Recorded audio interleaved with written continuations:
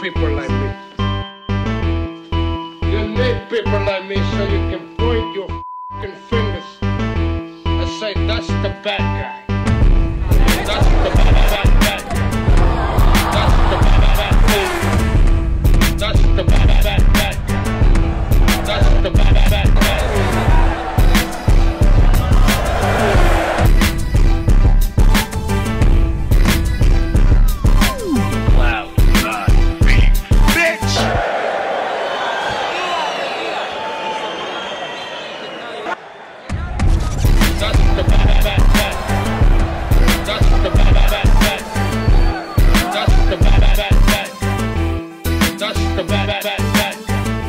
Welcome to the motherfucking relay. We're covering today's top boxing news.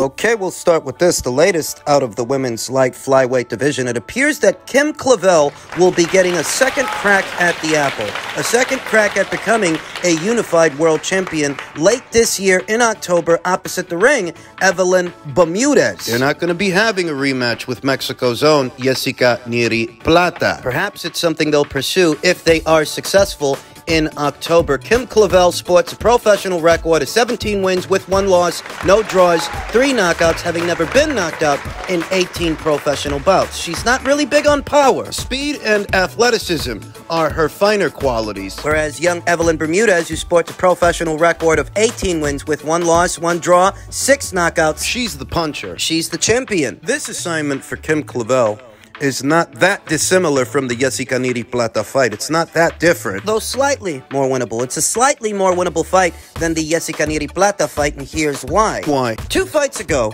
unified minimum weight champion of Costa Rica, Yo Castavalle, ventured north of minimum weight to light flyweight and took Evelyn Bermudez on. She beat her. She beat her on points. But after she won, she vacated the 2 titles and went back down to minimum weight. At which point, Evelyn Bermudez was afforded an opportunity to win them back. Opposite the ring, Mexico's own unbeaten Tania Alvarez. And if Yo Castavalle, a minimum weight, who's not really big on power. Not big overall. Yo Castavalle is a pint-sized fighter. Pint-sized even as far as minimum weights go, let alone light flyweights. If Yo Castavalle can beat Evelyn Bermudez, I'd wager Kim Clavel can as well. Kim, who last saw action earlier this year in May opposite the ring, Naomi Reyes, rebounded off the loss to Jessica Neri Plata earlier this year in January. She's fought 2 times this year. Once in January, then again in May. The fight in October will be her 3rd fight of this year to Evelyn Bermudez. Evelyn last saw action in March of this year opposite the ring, unbeaten Tania Enriquez won a unanimous decision, and in effect saw herself become a 2-time light flyweight champion, winning back the titles that she had lost in the Yo Castavalle fight. What makes the Evelyn Bermudez fight a more winnable fight than, say, the Jessica Neri Plata fight is that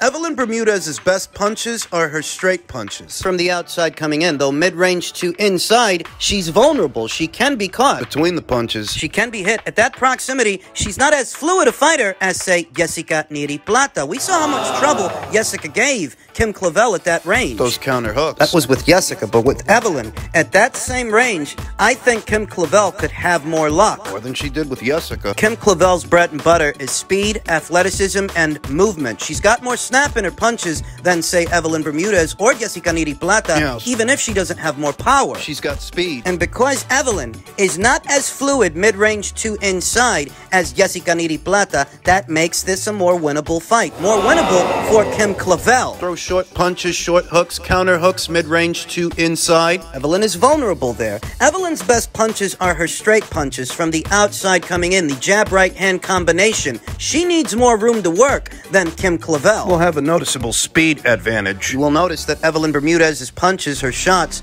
are much wider than what you get from Kim Clavel. Kim Clavel's punches are shorter, tighter, snappier, whereas Evelyn is slower, easier to counter. She may have more power than Kim Clavel, but she's not as defensible a fighter. She's got strength and durability. There's not much chance of Kim Clavel knocking out Evelyn Bermudez. Kim Clavel's not a knockout merchant, and Evelyn Bermudez Bermudez, who hails from Argentina. Those Argentinian fighters, they are as tough as they come. Yeah. Kim's best bet towards a victory here is out-hustling Evelyn Bermudez, and that much I think she can do. Slipping past the straight punches and bringing over counters, fighting at a slight crouch, bobbing and weaving under Sweeping hooks and looping shots from Evelyn Bermudez. Evelyn's punches are really wide. She's a limited arsenal. The jab right-hand combination seems to be her very best and most effective combination, though outside of that, she lacks variety. And she can become flustered in the pocket by combination punching. We saw that in the Yokasta-Valle fight 2 fights ago. Kim Clavel's a combination puncher. She's got speed. And where her speed and combinations might have worked against her in the Plata fight,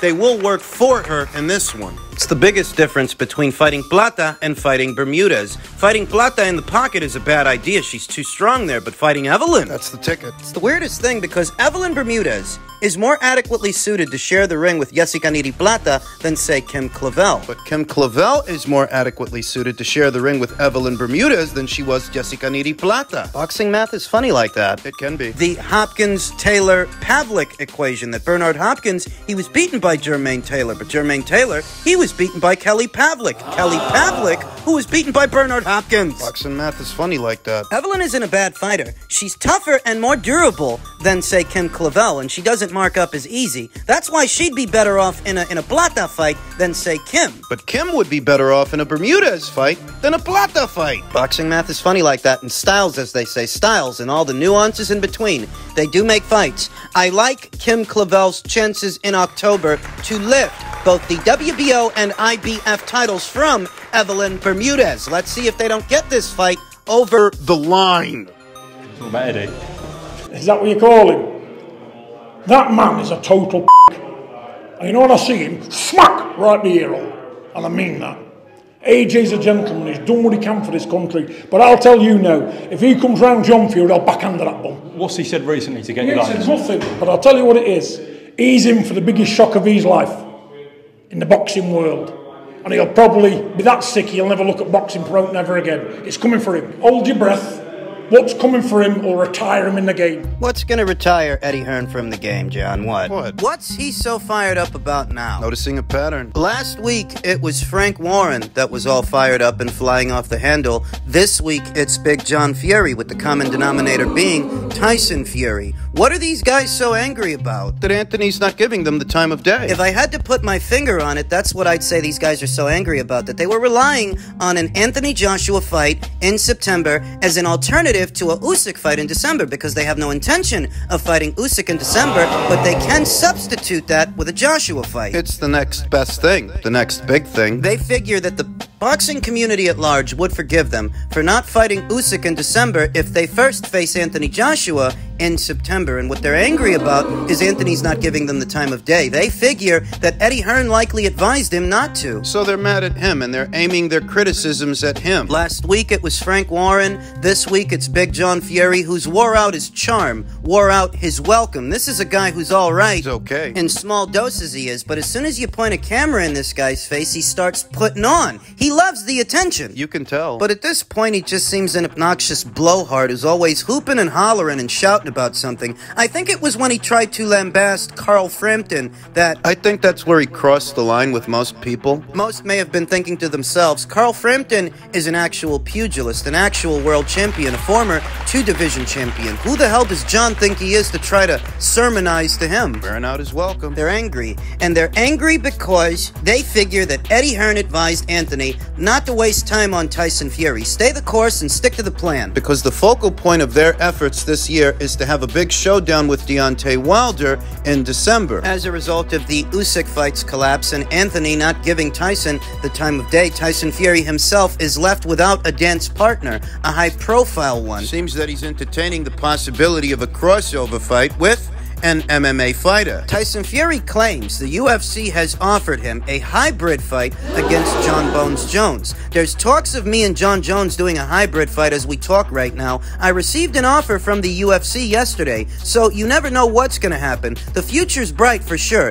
and there's a lot of options out there. Not in the boxing ring there aren't. Anthony Joshua's off the table. Usyk is busy. You've already been there and done that with Deontay Wilder and Dillian Whyte and Derek Chisora, and you yourself don't have the kind of drawing power to where you can fight anybody, just anybody, and make a big purse. Without losing Frank's money, what do you think? Frank Warren can put this guy in there within a geek Caballel and pay Fury $20-25 million. Oh yeah, Frank can go ahead and give him 20-25 mil for an Agit Caballel fight if he wants to lose it. Fury's not the draw that he's made out to be. Not without the right dance partner. He doesn't have the Midas touch. It's for this reason he's actually entertaining the possibility of fighting a big name MMA fighter. And if he actually goes through with this and he fights either John Bones Jones or Francis Ngannou in a hybrid fight in September, well, it's clear he won't be fighting Usyk in December. No. Because those guys aren't preparation. You don't prepare for an Alexander Usyk with an MMA guy. They are desperate for a big fight, a big event. Desperate enough that they're entertaining the possibility of fighting MMA fighters instead of boxers in a boxing ring. This shouldn't be as complicated a situation as it's made out to be. That if it were his goal to face Usyk in December for the undisputed heavyweight championship, all he'd really need is to keep busy with some Joe Blow, some guy, because the focus would be facing Usyk. But the focus isn't facing Usyk. The focus is replacing an Usyk fight, which would be a big fight, replacing that with something else. Another big fight of some kind. Even if it's a circus fight, a novelty fight, little more than just a cash grab for Tyson Fury. It's very obvious by now, very obvious to me, this man has no intention of facing Usyk. If you want to call it a duck, you can call it that. Whatever his reasons might be. Maybe he doesn't like his chances against that fighter, or maybe it's about the rights to the fight based on the deal structure in Saudi. You take those Saudi Arabians' money, what they're then going to do is auction off the rights to the highest bidder, and that may or may not be Frank Warren and BT Sport. Could be Sky, could be DAZN. One of their competitors, as you can imagine, either Frank Warren or Bob Arum would be keen on that. But that's what's going on, and that's what I've been telling you week after week. I don't think Tyson Fury is committed to the Usyk fight, and he's looking for an alternative. It's a shameless duck. It's not my job to provide him with understanding. I am just a consumer waiting on the undisputed heavyweight title fight, and Tyson Fury doesn't want to give us that. He wants to play games. If he fights John Bones Jones in September, or some other MMA fighter of some kind, it's almost a guarantee that he won't be fighting Usyk later on. Let me tell you, if they keep being stupid with the mouth, Tyson will just walk away from the full game and that'll be it. Let him, and let the WBC title go to someone who's more interested in undisputed than he is. Because he clearly isn't. Because you keep getting kicked in the nuts day after day, and you start thinking, you know, well, what's it all about this? They've lost a great champion. Don't worry about us. We'll be fine if he retires. He's retired before. He can retire again. You know, it'd be a sad thing and a shame that the undisputed fight never may happen through people being stupid. But if they be sensible, regroup, sit down round the table like proper business people, we can make this fight happen. It should have took Wembley.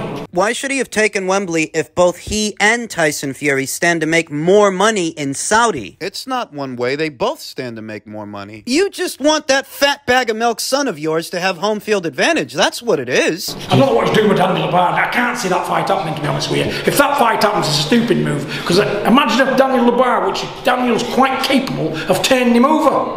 And it is the heavyweight division. Anything can happen. You're always one punch away from being knocked out, though the odds, the chances of Daniel Dubois doing that are slim pickings. It's slim to nil. Then what?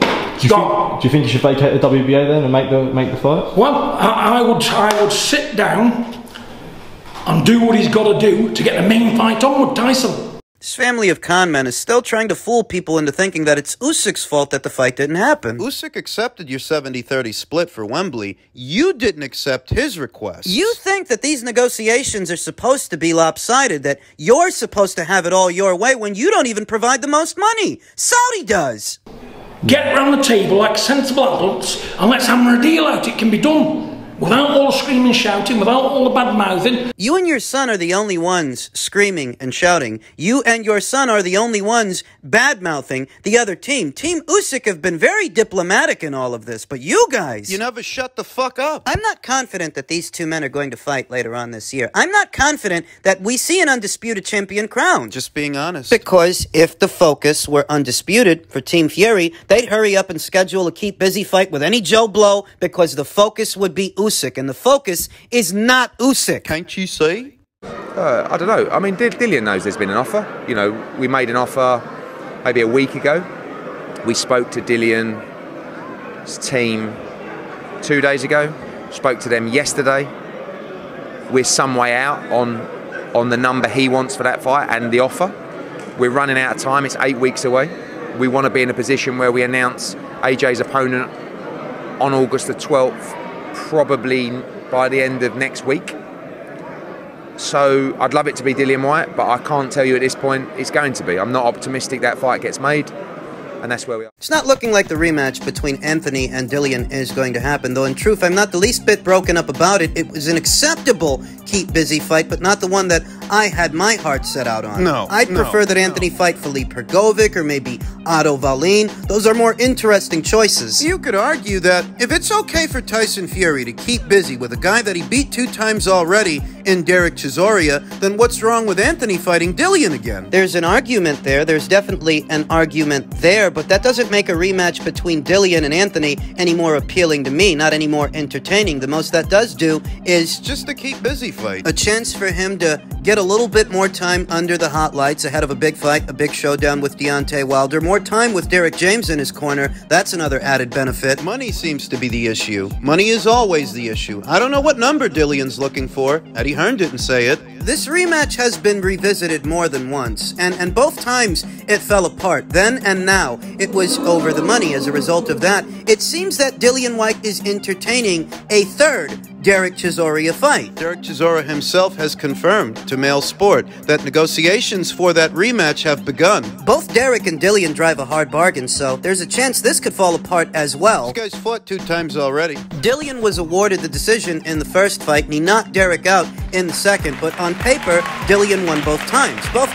To some, he should have lost that first fight. They should have given it to Derek. Yeah, I remember people were saying that after the first fight, but I think he put a stamp on it in the second. He knocked him smooth out. There's no need for a third. There's no need for a trilogy. Dillian Whyte has a lot of options out there. And aside from Anthony Joshua, Alexander Usyk, or Tyson Fury, he's the A-side to most any other heavyweight out there. Don't forget Deontay Wilder. If you're talking about a Dillian Whyte versus Otto Wallin fight, or a Filip Hrgovic fight, all these other heavyweights that are out there, Dillian would be the A-side to them because he draws more than they do. So he's got options. Mitigating the risks, he seems to be entertaining a potential Derek Chisora trilogy. I can't say that I'm at all excited about it. The heavyweight division is starting to stagnate. Starting to stagnate. It seems like it's been stagnant ever since it was established that Undisputed would be decided between Tyson Fury, the time waster, and Usyk, the warrior, the road warrior. Things are cooling off. Dillian's got options, you know. In the event that this fight with Derek Chisora falls apart, he can take on Filip Hrgovic for IBF interim status to become interim champion and mandatory challenger by way of the IBF. He can do that. He can see about revisiting that Otto Wallin fight that was supposed to go down over a year ago. Or Martin Bakole. He needs a dance partner. High risk, low reward fight, but those two had a shouting match a few weeks ago. I'm sure you will recall. They can do a fight if Sky Sports is willing to pay Dillian the right price. The silver lining for Dillian, that he's a box office fighter, and he does have options outside of this proposed trilogy.